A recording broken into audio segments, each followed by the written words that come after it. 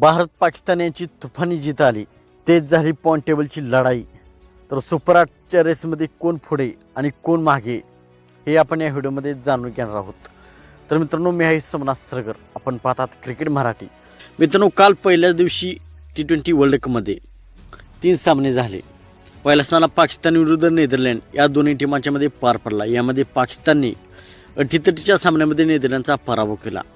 नेदरलँडला विजयाची संधी होती, परंतु नेदरलँडच्या हातून काही चुका झाल्या आणि त्यामध्ये पाकिस्तानने विजय मिळवला आणि पाकिस्तानची टीम पॉईंट टेबलमध्ये पहिल्या स्थानी पोहोचली होती.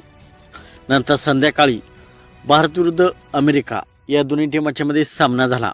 यामध्ये अमेरिकेने शानदार प्रकारे गोलंदाजी केली होती, परंतु सूर्यकुमार यादवच्या चमकदार खेळामुळे भारताने अमेरिकेपुढे 160 धावांचे आव्हान ठेवले होते आणि 132 धावांमध्ये अमेरिकेला भारताने ऑल आउट केले. म्हणजे त्या 132 धावांवरती रोखले आणि भारताने हा सामना जिंकलेला आहे. तर अवघ्या 2च तासामध्ये भारताने पाकिस्तानला पछाडून नंबर 1ची पोझिशन गाठलेली आहे. कारण भारताची नेट रन रेट हे पाकिस्तानपेक्षा वरचढ झालेलं आहे.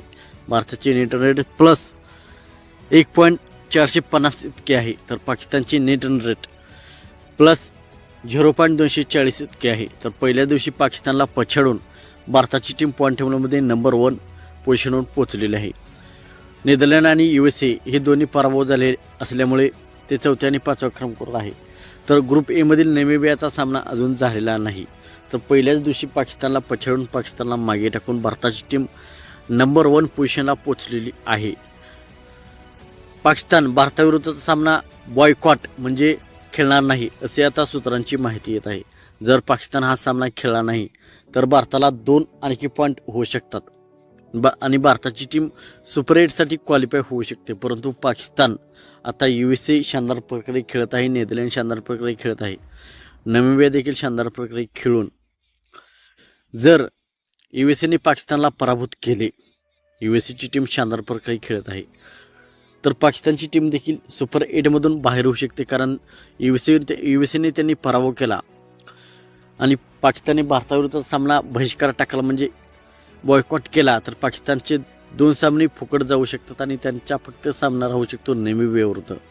आणि USAने नेदरलँड नामिबियाचा पराभव केला आणि पाकिस्तानचा देखील पराभव केला, तर USAची टीम देखील ग्रुप ए मधून क्वालिफाय होऊ शकते.